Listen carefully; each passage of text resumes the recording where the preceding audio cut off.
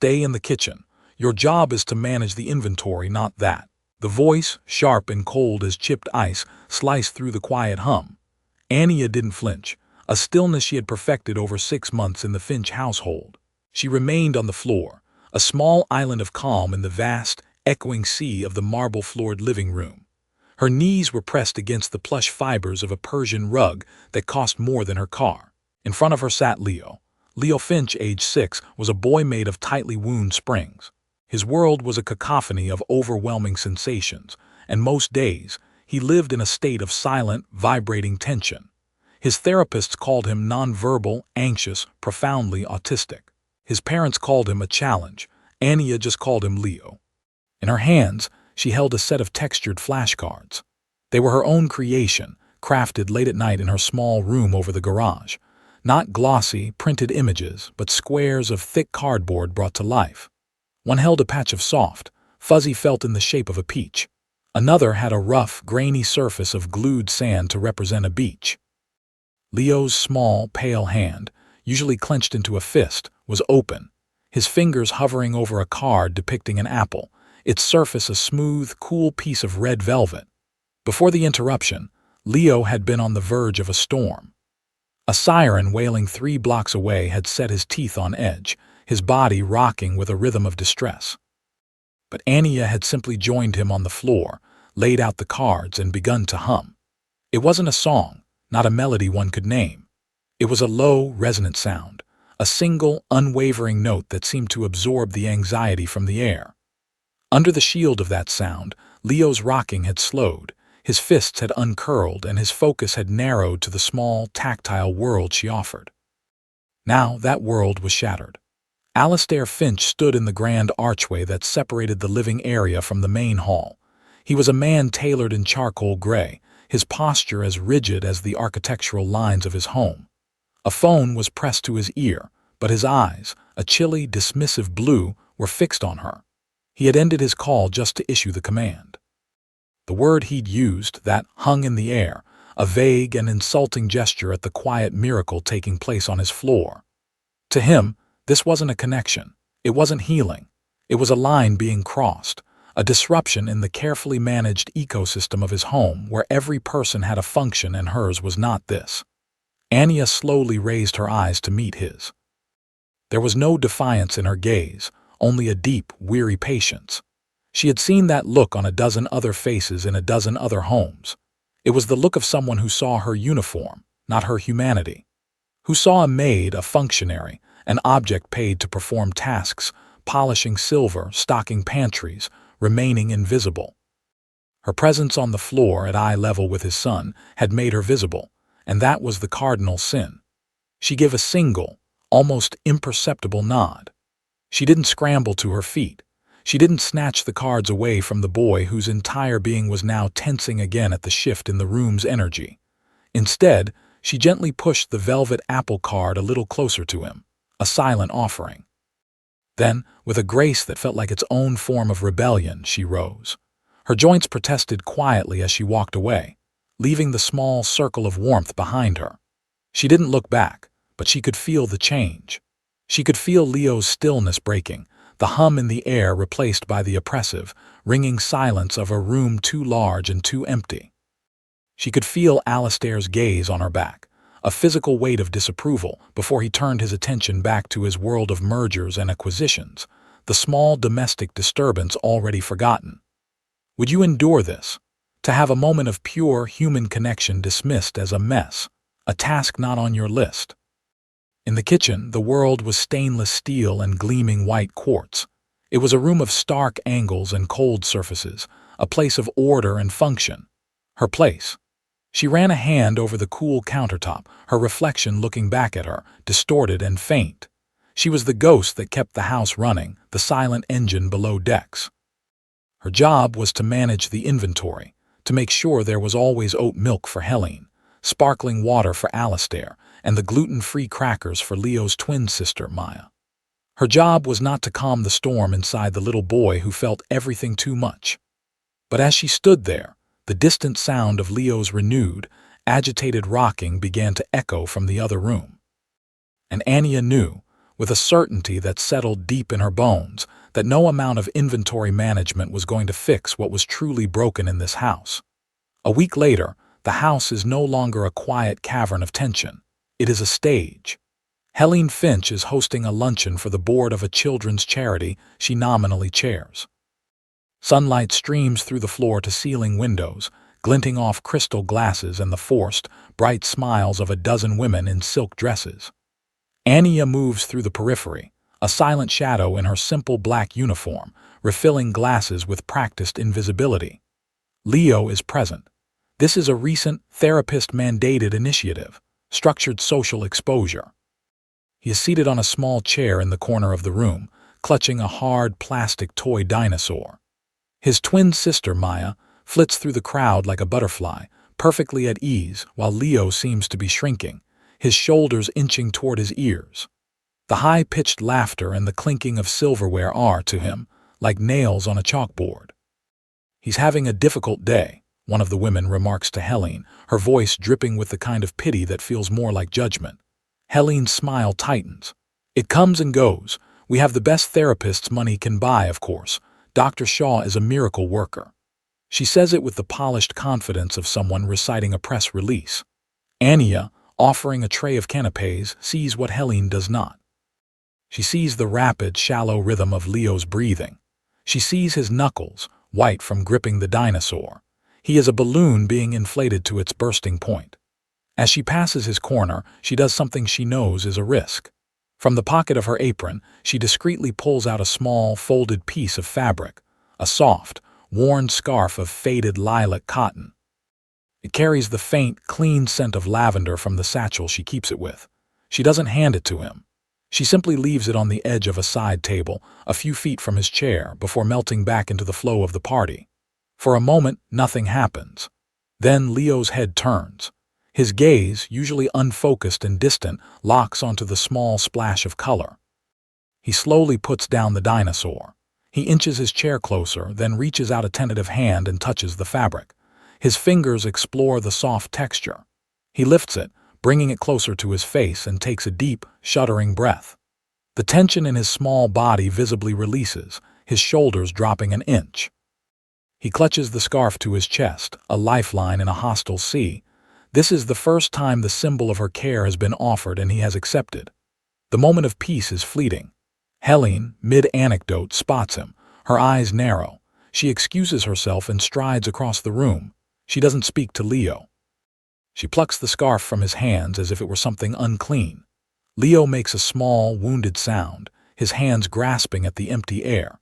Helene turns to Anya, who is clearing plates nearby. She holds the scarf out between two fingers.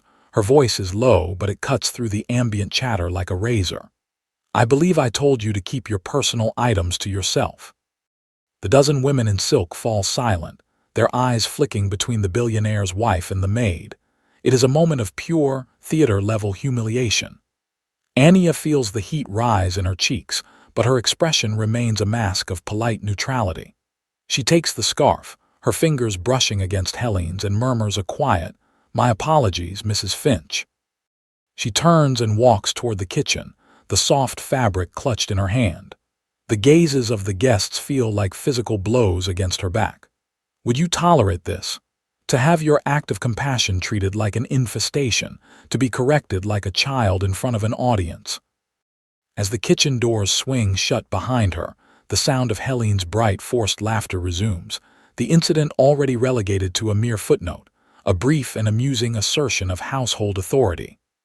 That evening, the sky cracks open. A summer squall, violent and sudden, descends upon the estate. Rain lashes against the great glass walls of the house, and thunder, deep and guttural, rattles the window panes.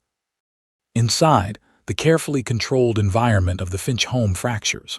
The power flickers, dies, then sputters back to life on the backup generator, casting long, dancing shadows across the marble floors. For Leo, the world is ending. The percussive blasts of thunder are a physical assault. The flickering lights are strobes of panic.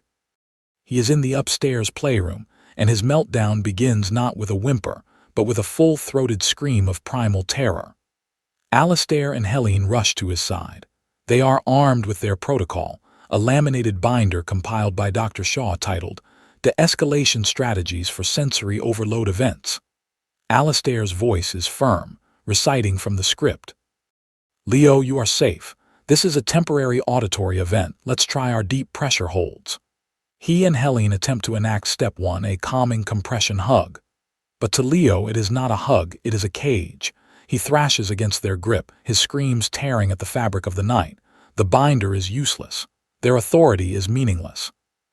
They are trying to reason with an earthquake.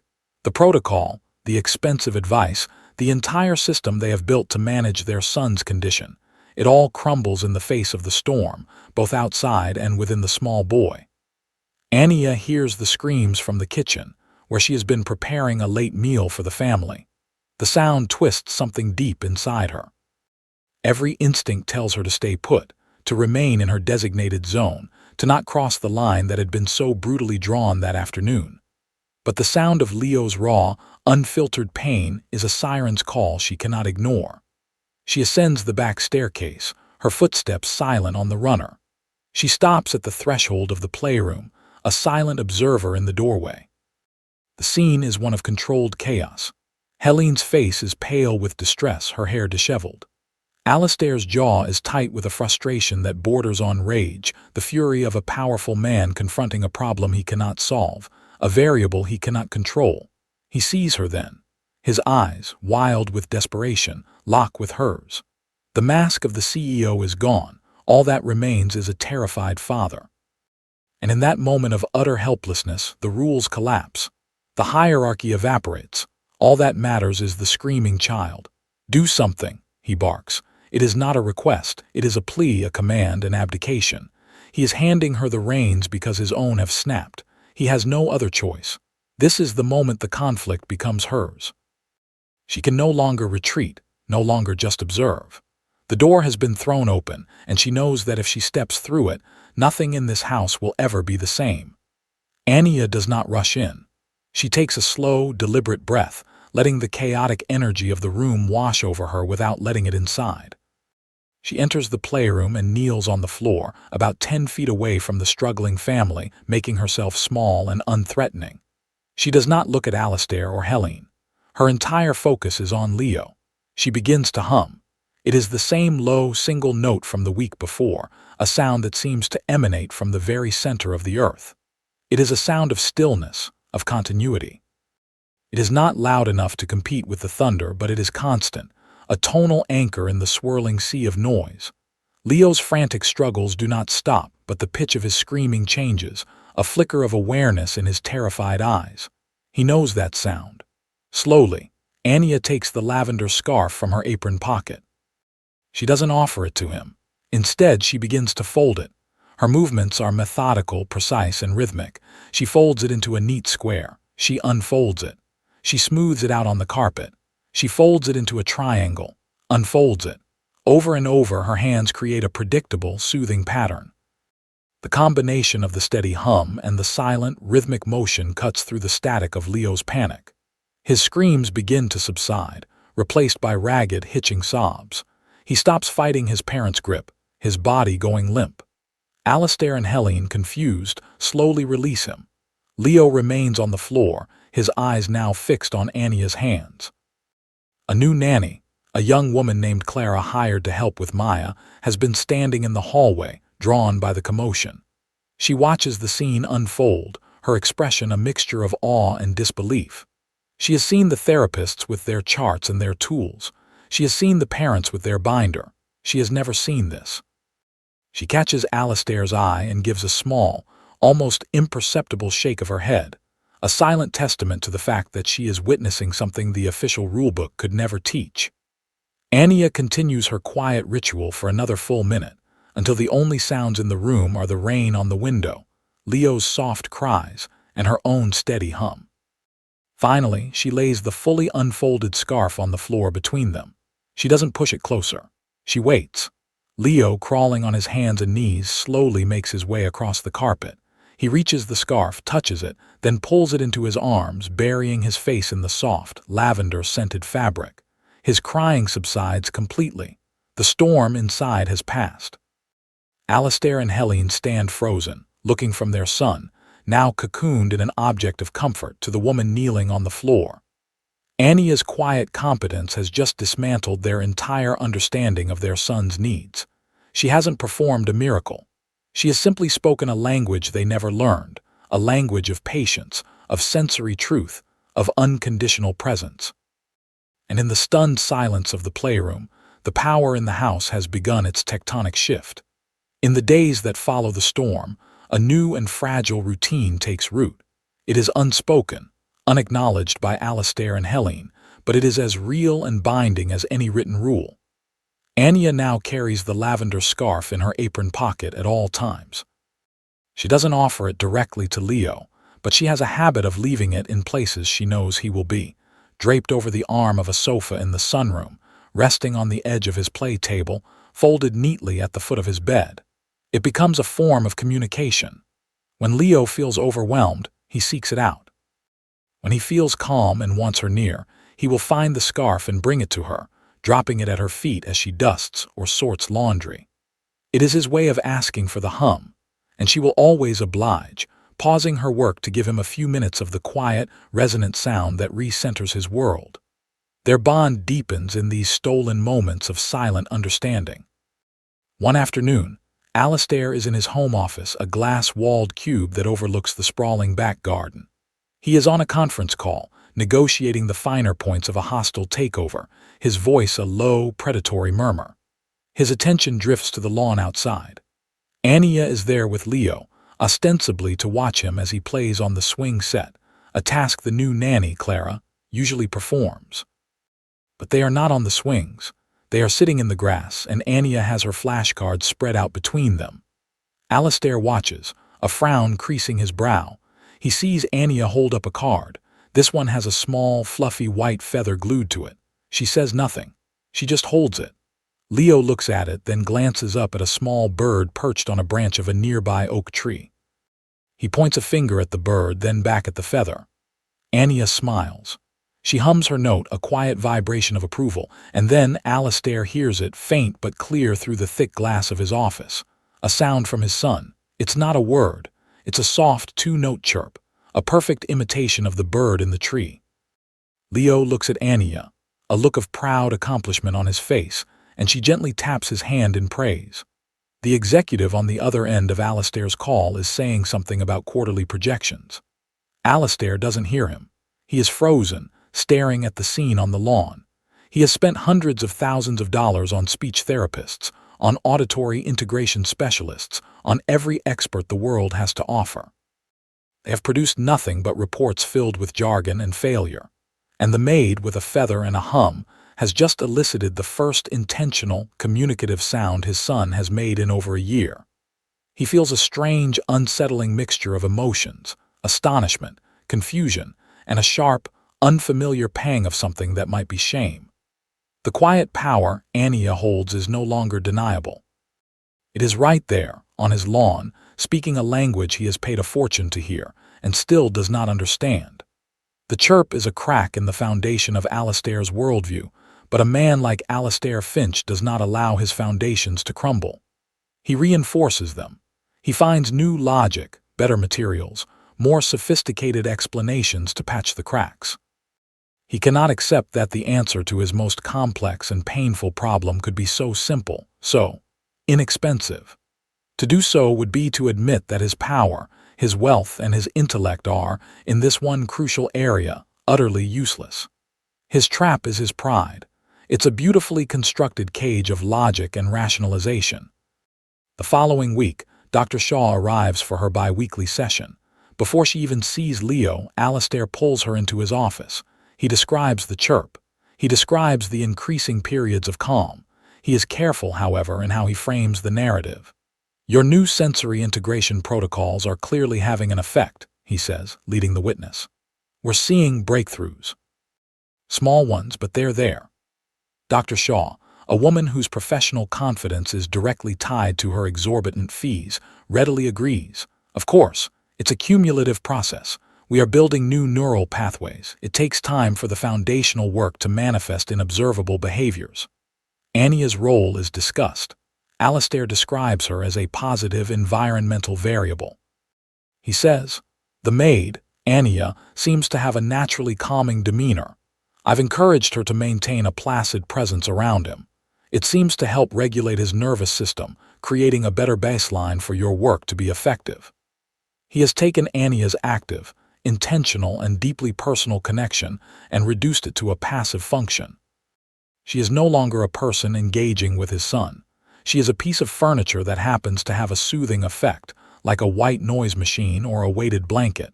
He has successfully reframed reality to fit his prejudice. He sees her work, acknowledges its result, but assigns the credit elsewhere. It's a quiet, insidious form of theft. If that happened to you, what would you do? To watch someone else take credit for your heart's work, to hear your soul's language dismissed as a calming demeanor. Later, Alistair passes Anya in the hall. He pauses, a rare event. Anya, he says, his tone that of a manager giving a performance review. Keep up the good work.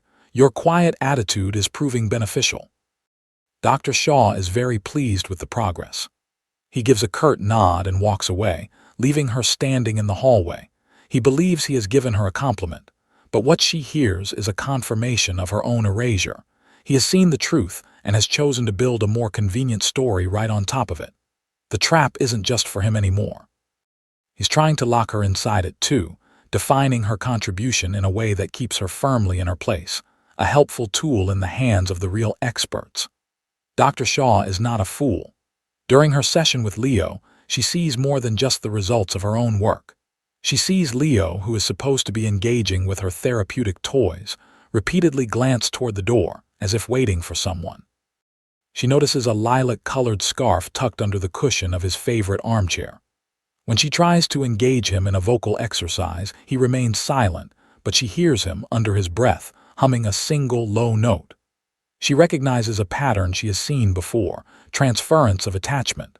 But in her professional lexicon, this is a complication, not a solution. An attachment to an untrained caregiver is a clinical liability. It represents an uncontrolled variable, a competing therapeutic modality that could undermine her own structured approach. It is, in short, a threat to her authority and her contract. After the session, she requests another private meeting with Alistair and Helene. She chooses her words carefully, clothing her professional jealousy in the sterile language of concern. Leo is making progress, she begins, but I've identified a potential impediment. His attachment to your maid, Anya, is becoming a fixation. Helene frowns. She seems to calm him. Calm is not the same as progress, Dr. Shaw counters smoothly. He is using her as a crutch. This kind of dependent bond can foster avoidance behaviors and hinder the development of his own internal coping mechanisms. For him to truly build resilience, he needs to engage with the therapeutic process, not retreat into a comfort zone with a caregiver. Alistair listens, his expression grim. This aligns perfectly with his worldview. Anya is the easy path, the shortcut. Dr. Shaw is the rigorous, scientific, correct path. What do you recommend? He asks. We need to re-establish clear boundaries, the therapist says. Her role is domestic. She should not be involved in Leo's emotional or sensory regulation. Their interactions should be limited and strictly supervised. It's for his own good. We need to gently wean him off this dependency so he can properly attach to the therapy. The verdict has been delivered by the expert. Anya is not just an overstepping maid. She is a clinical problem, an obstacle to be managed. That evening, Alistair summons Anya to his office. He doesn't ask her to sit. He stands behind his large mahogany desk, a king addressing a subject from behind his fortress. You've overstepped, he says, the words sharp and final. He uses the exact same phrase his wife used by the lunch party. Your relationship with Leo is becoming an issue. From now on, your duties are restricted to the list you were given when you were hired. You will have no further interaction with Leo outside of what is strictly necessary. Clara will handle all his needs. You understand? Anya feels the floor drop out from under her. It's one thing to be misjudged, to have her work ignored. It's another to have her care, the purest thing she has to offer, framed as harmful. It is a profound and devastating negation of her worth. She looks at the man behind the desk, a man so blinded by his own expertise and status that he is actively choosing to sever his son's most meaningful human connection. Her voice, when she speaks, is barely a whisper, but it is steady. "Yes, Mr. Finch." She turns and walks out, her back straight, her stride even. But inside, she feels a cold, quiet heartbreak. She has been pushed out, isolated, her bond with a suffering child pathologized and forbidden. As she retreats to her room, she makes a silent vow. They can build walls around her, but they cannot destroy the bridge she has built to Leo. She will not abandon him, even if she has to love him from a distance, across a chasm of misunderstanding and fear. The Finch Foundation annual charity gala is the crown jewel of Helene's social calendar. It is a night of performative philanthropy, an extravagant affair hosted at their own estate to showcase their generosity to the city's elite. The house is transformed. Caterers swarm the kitchen, florists erect massive arrangements of white orchids, and a string quartet sets up on the patio. The air hums with nervous energy and expensive perfume. This year, the gala is a perfect storm. Anya has been following Alastair's orders to the letter. She has been a ghost for 2 weeks. She performs her duties with silent efficiency and avoids Leo completely. When she sees him in a hallway, she turns and walks the other way. The pain of this separation is a constant, dull ache behind her ribs. The lavender scarf remains in her room, tucked away in a drawer. Leo is unraveling. The sudden withdrawal of his anchor has left him adrift in a sea of anxiety. He has retreated into a deeper silence, the memory of his bird-like chirp now a distant echo. He has begun rocking again, constantly, a small, desperate motion to soothe a nervous system that is screaming for relief. On the night of the gala, the house is sensory hell. There are hundreds of guests, a cacophony of voices, bright lights, flashing cameras from the society pages, and music drifting in from the patio. The plan is for Leo to be kept upstairs in his room with Clara, the nanny, far from the chaos. But Leo is not in his room. As Alastair takes the stage in the grand ballroom to deliver his keynote address, a small figure slips out of the playroom. Driven by a desperate, instinctual need, Leo is searching for the one thing that can make the world feel safe again. He is searching for Anya. He pads silently through the upstairs corridors, a small ghost in pajamas. He checks her room, it's empty. He goes downstairs, following the back passages used by the staff. The noise grows louder, more terrifying. He is drawn toward the kitchen, the one place he knows is her domain. Anya, meanwhile, has been relegated to the industrial kitchen in the basement, assigned to the grim task of washing dishes with the temporary catering staff, as far from the glittering guests as possible. Leo reaches the main floor kitchen. She is not there. Panic begins to set in, cold and sharp. The sounds of the party are a physical blow. He opens the door leading to the main hall and is hit by a wall of noise and light. He freezes, overwhelmed, a deer in the headlights of 100 conversations. On the stage, Alastair is speaking about the Foundation's commitment to nurturing vulnerable children. The hypocrisy is staggering. As he delivers a line about creating safe and stable environments, a high-pitched wail cuts through the ballroom. Every head turns. There, in the main archway, stands Leo. His hands are clamped over his ears, his body is trembling, and he is screaming. It is a sound of pure, unadulterated terror. The entire carefully constructed facade of the evening, the perfect family, the flawless hosts, the noble philanthropists, shatters in an instant. Alastair's system, his rules, his experts, have not just failed. They have produced a catastrophe on the most public stage imaginable. The ballroom freezes. The string quartet falters into silence. The clinking of glasses stops. 100 pairs of eyes are fixed on the small, screaming boy and the man on the stage, whose face has gone ashen. Alastair Finch, a master of control, is utterly powerless. Helene rushes to Leo's side, but her touch, her pleas, only make him scream louder. He shrinks away from her. Security guards in subtle earpieces begin to move in from the periphery, their presence making the air even thicker with tension. Alastair knows this is the worst possible thing. A show of force will escalate this into a full-blown nightmare. He stammers into the microphone, "Ladies and gentlemen, my son, please give us a moment." He steps down from the stage, his mind racing, cycling through every failed protocol in the binder. Nothing. There is no page for this. He is exposed, his family's private struggle laid bare under the hot glare of public scrutiny. In his moment of total desperation, his eyes scan the panicked faces of his staff, huddled near the service doors. He doesn't even know why he's looking for her. It's a primal instinct, a drowning man searching for a raft. He finds his personal assistant and mouths a single, frantic command. Find her. A ripple of whispers goes through the staff. A minute later, a door opens, and Anya emerges from the back of the house. She is not in her crisp uniform anymore, but in the simple black slacks and gray polo shirt worn by the kitchen crew. She has dishwater stains on her apron. She walks past the glittering diamonds and tailored tuxedos, her steps quiet but sure, a figure of profound calm in a room crackling with panic. The crowd parts for her. She doesn't look at Alistair or Helene. She doesn't look at the staring guests. She walks to the center of the room and kneels, creating that same small island of peace she did in the living room weeks ago. She holds out her hand, palm up. In it lies the folded lavender scarf. Leo sees her. His screams hitch, catching in his throat. He sees the scarf, his anchor, his symbol of safety. He pulls away from his mother and stumbles across the floor, collapsing into Anya's arms. He buries his face in her shoulder, his small body shuddering with relief. She rocks him gently, humming her low, steady note, a sound that fills the cavernous silence of the ballroom. And then, in that profound quiet, a voice.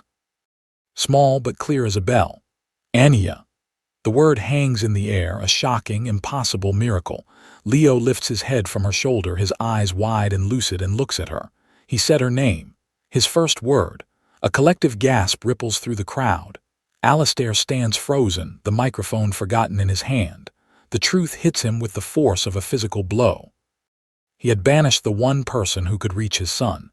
He had called her a crutch, an impediment, a problem to be managed. But she was the key. She was the answer. She was the only one who spoke his son's language. Did you feel that shift? It was the sound of an entire world reorienting itself around a new center of gravity. In that moment, Anya was not the maid. She was the most powerful person in the room.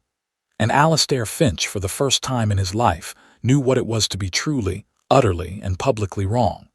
The morning after the gala is unnervingly quiet. The guests are gone. The caterers have cleared away the debris of the party, but a thick residue of shame and revelation hangs in the air. The story of the CEO's son and the maid is already whispered among the city's elite, a tale of intrigue and mystery. Anya is in the garden, trimming the dead heads off the rose bushes. It is her morning ritual, a way to connect with something living and real after spending her days in the sterile perfection of the house. She moves with a gentle focus. The snip of her shears a quiet, rhythmic sound in the cool air. She hears footsteps on the gravel path behind her and knows who it is without turning. Alistair stops a few feet away. He is not wearing a suit. He is in a simple cashmere sweater and slacks, and he looks smaller without his corporate armor, diminished. He doesn't speak for a long time. He just stands there watching her work. The silence is not comfortable, but it is necessary. Finally, he clears his throat. "The roses look healthy," he says, his voice rough. It's a clumsy, foolish thing to say, but it's all he has. Anya continues her work. "They need care," she says simply, not looking at him. "You have to pay attention to what they need, not just what you want them to be."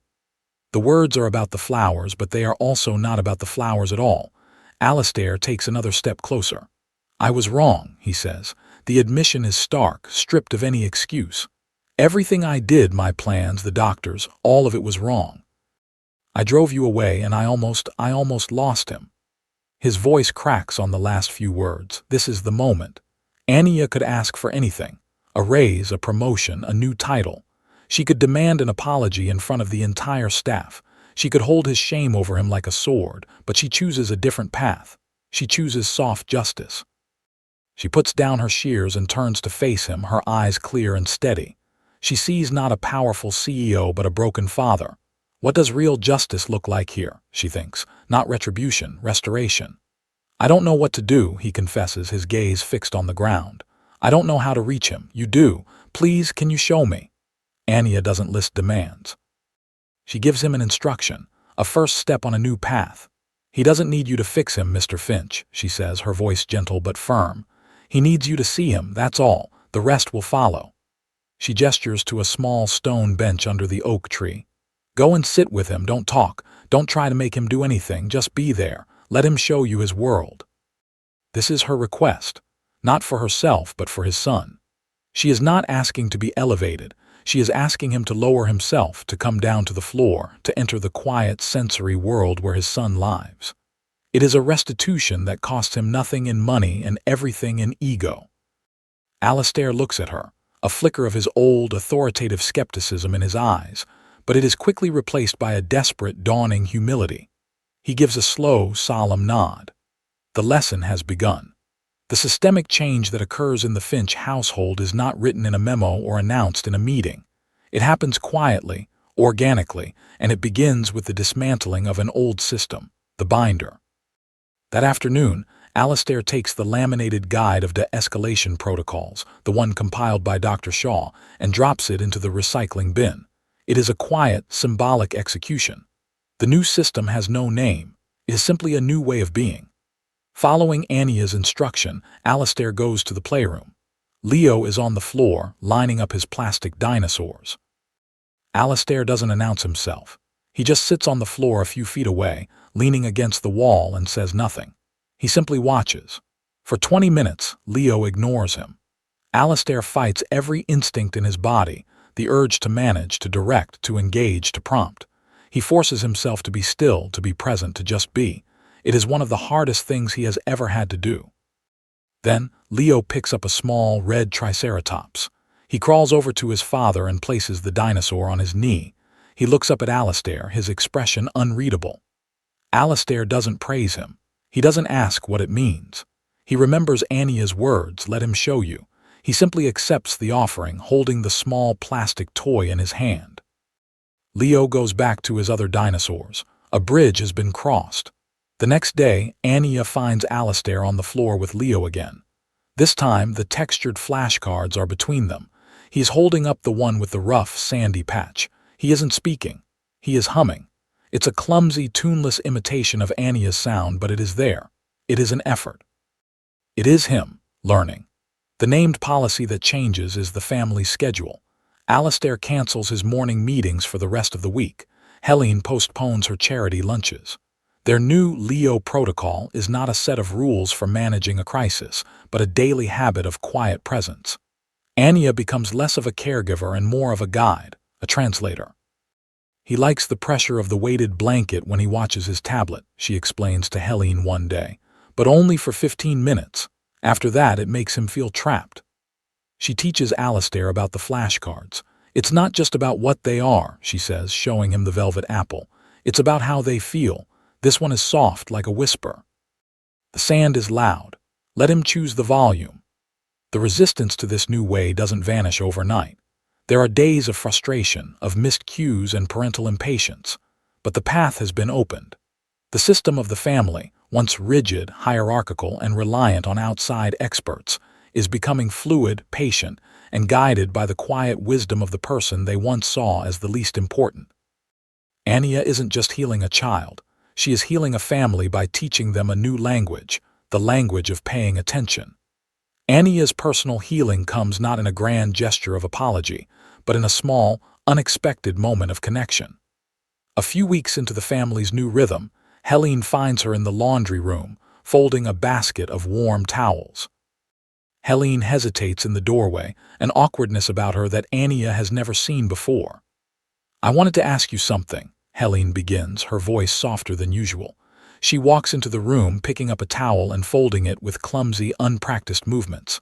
The scarf, the one you have for Leo, it smells of lavender. Anya nods, her hands never stopping their smooth, efficient work. Yes, Mrs. Finch, I keep it with a sachet. Helene is quiet for a moment, her eyes distant. My mother, she says, her voice barely above a whisper. She passed away when I was a teenager. She grew lavender in her garden. She used to tuck little bundles of it in our linen closets. Our whole house smelled like that. She looks at Anya, and for the first time her eyes are not filled with judgment or authority, but with a raw, unguarded vulnerability. Did you know that? Anya stops folding. She looks at Helene and offers a small, gentle smile. "No," she says softly. "I didn't." She doesn't say what she is thinking. That intuition is a form of knowing. That the heart sometimes remembers things the mind has forgotten. That the scent she chose for Leo, a scent of calm and peace, was perhaps a subconscious echo of a comfort his mother had lost long ago. In that moment, the wall between them dissolves. Helene is not Mrs. Finch, the lady of the house, and Anya is not the maid. They are just two women in a laundry room, sharing a quiet moment of understanding rooted in a common scent. It is a micro-closure, a healing of the wound that opened at the luncheon. Helene doesn't say, "I'm sorry for humiliating you." She doesn't need to. Her confession, her sharing of a buried memory, is its own form of apology, an acknowledgement of Anya's deeper sense of knowing. Whose voice helped you heal when no one clapped? For Anya, it wasn't a voice but the quiet admission of a shared memory. Anya picks up another towel and hands it to Helene. "Here," she says, "let me show you how to get the corners just right." Helene takes it, a small, grateful smile touching her lips. As they fold the laundry together in companionable silence, Anya feels her own dignity being restored. She has not been given a new role, but her true role, as a perceiver, a connector, a healer, has finally quietly been seen. She is no longer defining herself against their misjudgment. She is simply herself, and that is finally enough. 6 months pass.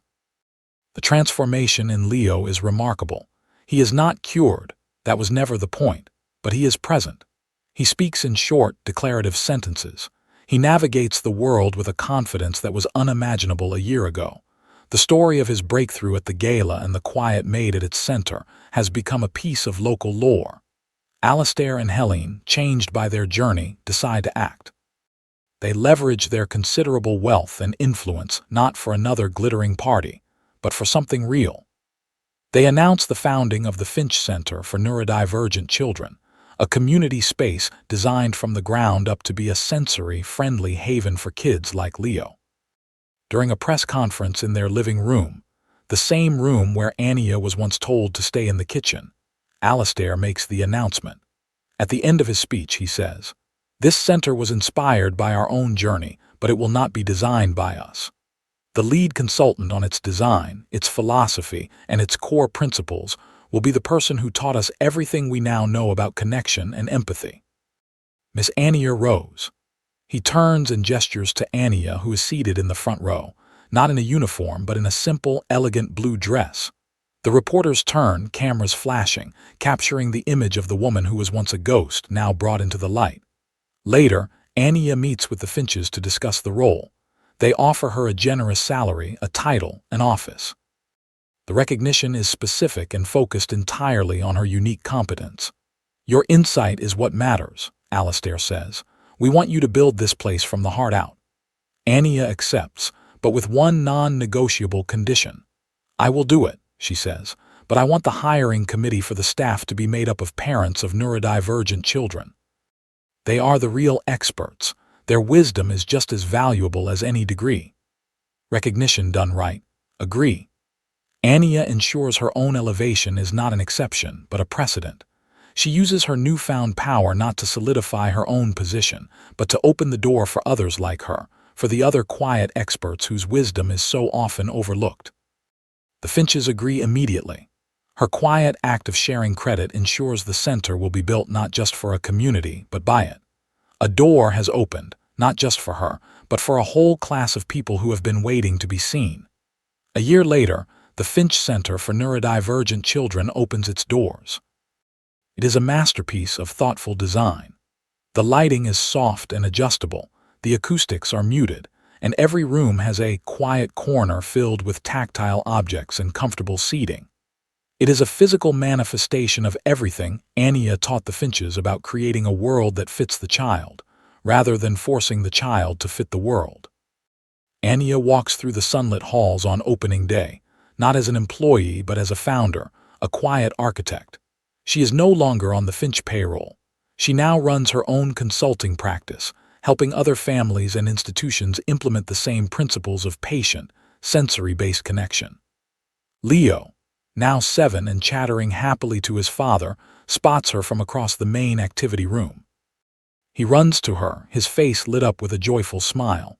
Alistair and Helene watch from a distance, their expressions filled with a quiet, profound gratitude. "Anya," Leo says, his voice clear and confident. "I made you something."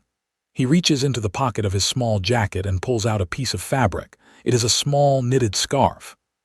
The stitches are uneven, the edges a bit crooked, but it is unmistakably a scarf, and it is a familiar shade of faded lilac. He pushes it into her hands. "It's for you," he says proudly. "So you have one too." Anya's eyes fill with tears. She kneels down to his level, her fingers tracing the lumpy, earnest stitches. The symbolic object, her scarf, has returned, but its meaning has been completely transformed. It is no longer just her comfort offered to him. It is his own skill, his love, his capability offered back to her. It was once a shield she gave him against the world. Now, it is a testament to the world he can now build for himself. Did the object's meaning change for you too? "It's the most beautiful scarf I've ever seen, Leo," she whispers, her voice thick with emotion. She wraps it around her wrist like a bracelet, a tangible symbol of their completed journey. She is no longer the sole keeper of the calm. The calm now lives in him, and he is able to share it with others. She looks up and meets Alistair's gaze across the room. He nods, a silent acknowledgement of the incredible circular path they have all traveled. She is ready for the future, a future she helped create not just for one boy, but for many. The closing image of the day is not one of grand speeches or ribbon cuttings. It is a small, quiet moment in a corner of the new center. A young girl, overwhelmed by the crowd and the newness of it all, has begun to cry, her hands clamped over her ears. Her mother looks flustered, trying to coax her into a quiet room. Alistair Finch, the billionaire CEO who once commanded boardrooms, sees this. He excuses himself from a conversation with the mayor and walks over. He doesn't loom over the child. He kneels, just as he saw Anya do countless times. He doesn't speak. He reaches into his pocket and pulls out a small, smooth stone that Leo gave him that morning. He begins to pass it from hand to hand, a slow, rhythmic, predictable motion. Then he begins to hum. It is the low, steady single note that he once found so strange, the note he practiced until it became a part of him. The little girl's crying subsides. She peeks at him through her fingers, her attention captured by the quiet man and his simple, repetitive actions. Her mother watches, her expression a mixture of surprise and profound relief. Anya stands by the doorway, unseen, watching the scene. Her legacy is not the building. It is not her name on the consultant's plaque. Her legacy is this, a quiet act of kindness, of empathy, repeated. A language passed from one person to another, a tool of healing shared. The system she changed was not just a family's protocol, but one man's heart, and that change is now rippling outward, touching lives she may never even know. Sometimes justice arrives without applause. It arrives in the quiet hum that calms a frightened child. Anya smiles, a soft, peaceful expression. The room has been changed forever, not by shouting, but by a whisper. She turns and walks out into the afternoon sun, leaving the work of healing in the capable hands she helped to shape. What if the quietest person in the room was the one who could teach you the most?